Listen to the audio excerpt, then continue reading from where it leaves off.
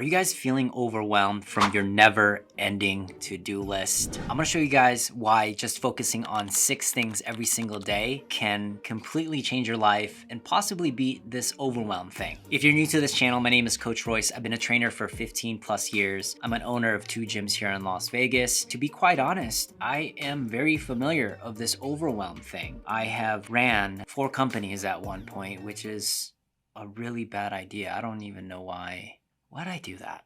Anyways, running companies, being an entrepreneur, being a father, being a husband, and all at the same time trying to fit my health mentally and physically on top of that. So if you are overwhelmed, I get you. Over the course of those 15 plus years, I've started practicing methods on how to overcome this concept. And I'm gonna teach you one of those methods today that's simple, that's gonna allow you to not only manage your overwhelm, but possibly even beat it. Grab a pen, grab some paper, grab 15 cups of coffee, and then we're gonna hammer this right now. All right, so first things first, get rid of all the stuff that's on your desk and then just grab a few things. Okay, so step 1 is take a massive brain dump.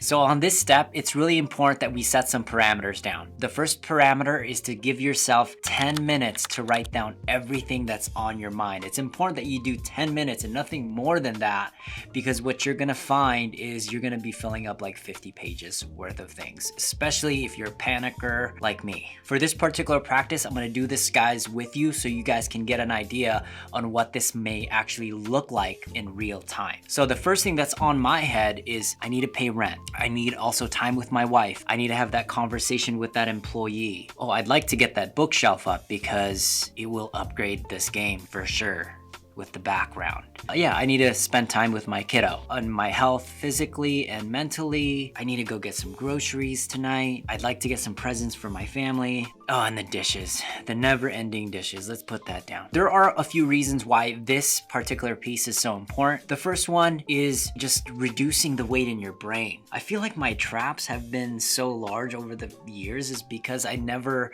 unpacked it. The act of just writing these problems down and these to-dos down it just lessens the weight on my mind. When I have less weight on my mind, I'm able to process things with probably better decision making. So I'm just not panicking everywhere if it's just up here in my head. And another cool thing is a lot of times you'll put things on there that's on the top of your head and you'll realize, wow, that's not even that important. Why is it even in my head? Another cool thing of why this is so impactful is if you've ever played a sport, like for instance, I have all of my friends all the time yelling at the TV to throw the ball at this open wide receiver, but he throws it into the other opponent. They get an interception and they're cussing at the TV. However, what they don't realize is that quarterback has 7 other players coming after them that's like 6'5", 400 plus pounds. And you have the crowd just blaring and shouting and the coach telling you what to do. So in the moment, you're just overwhelmed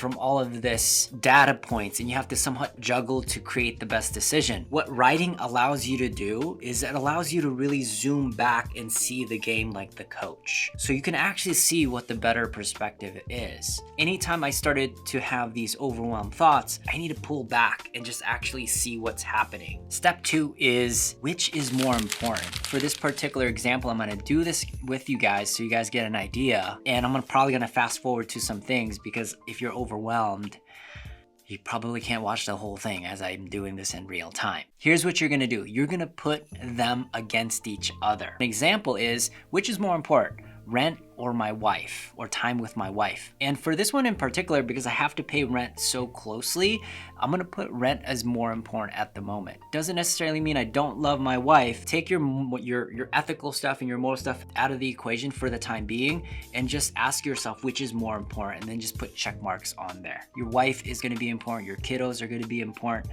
but for this particular overwhelm scenario, I want you to kind of watch this and look at this like a third person perspective. Let's keep going down the list. Is rent more important or a conversation with my employee? Rent is more important. Is rent more important or this 30-day project that's due? Rent is more important. Is rent more important or the bookshelf that I'd like to put up? The bookshelf is nice, but it's not as important as rent. And you're gonna do this all the way down to the list. Once you accomplish this list, we move on to the second piece to this, which is time with my wife. And now you want to put them against each other, but everything underneath it. For example, which one is more important? Time with my wife or conversation with the employee? Time with my wife is more important. Time with my wife or the work project that's due in 30 days? Time with my wife is important. Is wife or bookshelf more important? And then you're going to put another check mark. You're going to start to notice that there's more check marks on other areas and less check marks on the rest. We'll do one more example. Conversation with the employee, or is work project due more important? Conversation with employees more important for me because that's part of the work project that I need to get done. Is the conversation with the employee or the bookshelf more important? Conversation with the employee. You're going to do this until you start to amass these check marks. And you're going to notice a lot of cool things as you progress this step.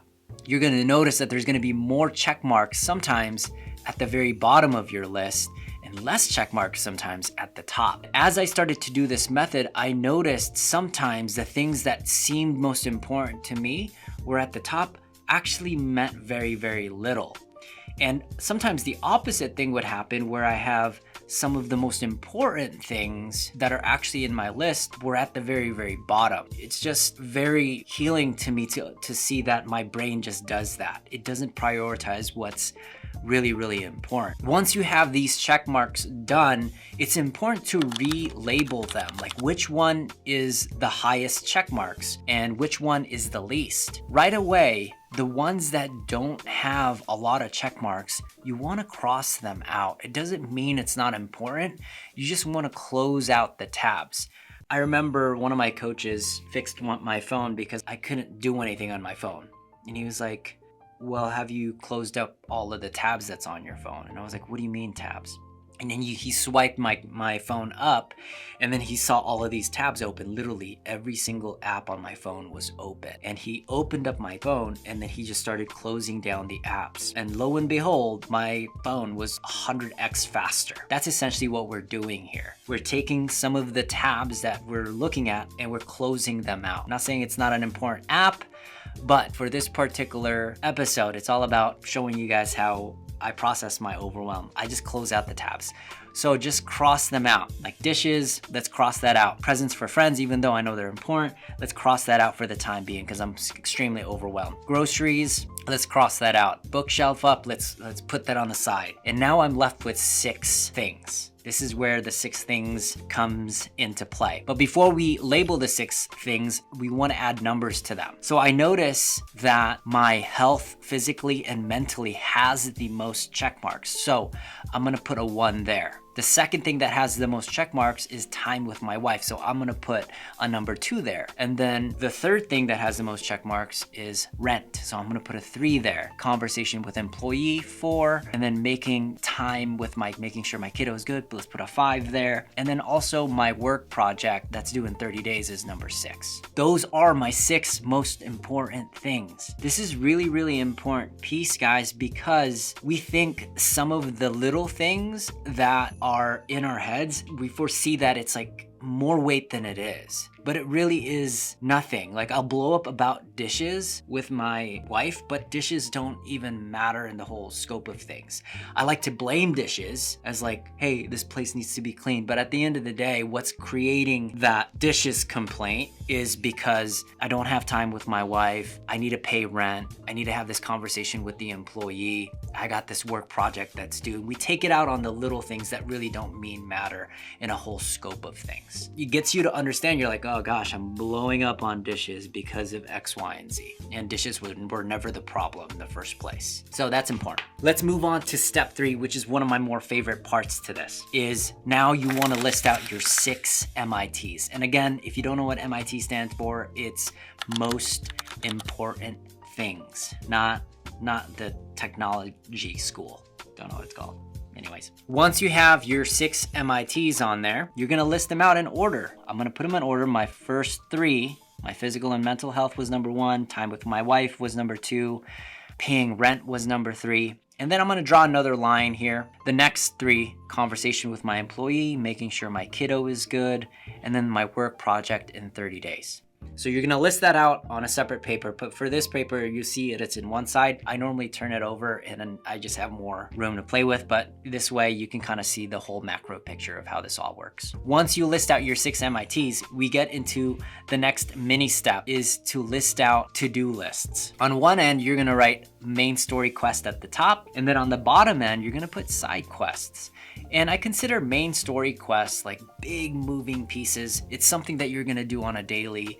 And also, if you're overwhelmed, I'm gonna label them as non-negotiable, meaning you have to do these things at a high level. On the main story quest, it's also important that you put massive action. Massive action for me means 1 to 3 things on that small category that you have to do daily. An example is for my physical and mental health, I'm gonna put 3 things down that I wanna do daily.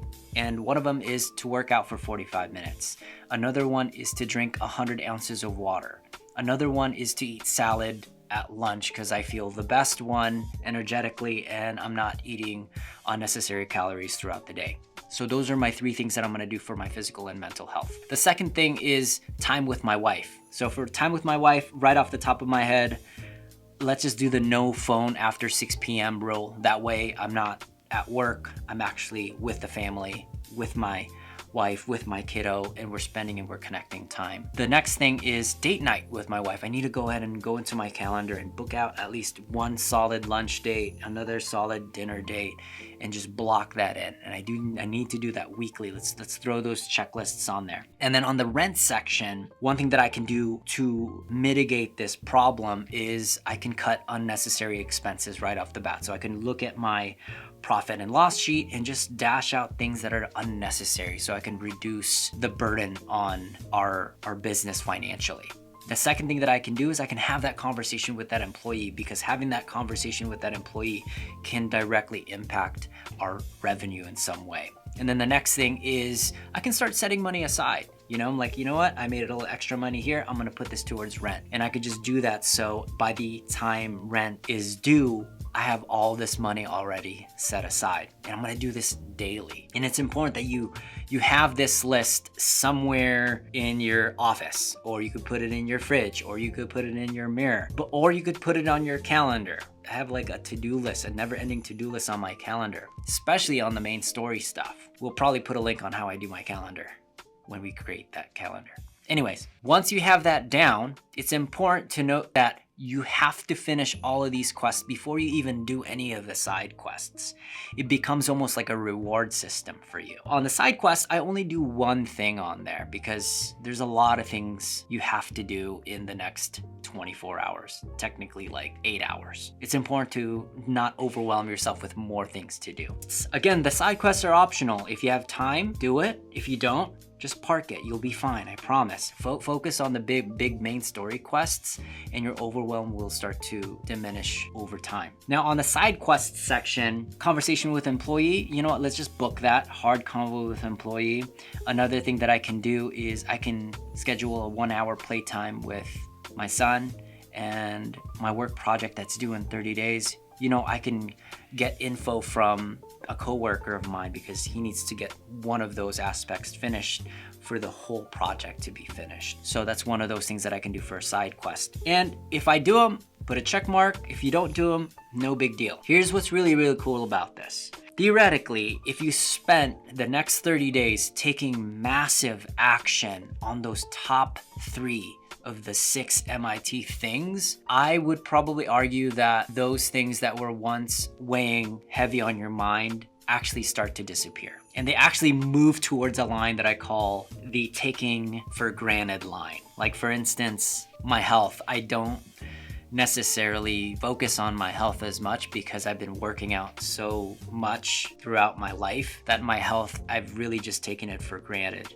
But it's important that you take it for gratitude and be grateful for it because you want to farm a lot of those wins. So when you're doing these main story quests, commit to 30 days at least to do them daily. A lot of times it doesn't take 30 days to solve that problem. You'll notice that a lot of those problems will start to dissipate like in 7 days, which is really cool, especially if you're taking massive action on it. But commit commit to 30 days because you'll see a lot of habitual changes happen, and you'll see some long-term changes happen over time if you continue to do that. Anytime one of the important things disappear, you can move that list. So 6 goes into 5, 5 goes into 4, 4 goes into 3, 3 goes into 2, 2 goes into 1, 1 goes into the list that you take for granted. One thing that I learned as I started to do this was there's always going to be something on my mind. That's just part of life. And especially if you're watching this channel, you're probably one of those people that love to learn and love to grow and love to solve problems, whether it's financially, or it could be in a relationship thing, it could be in a wellness thing or weight loss thing. You're always trying to learn something.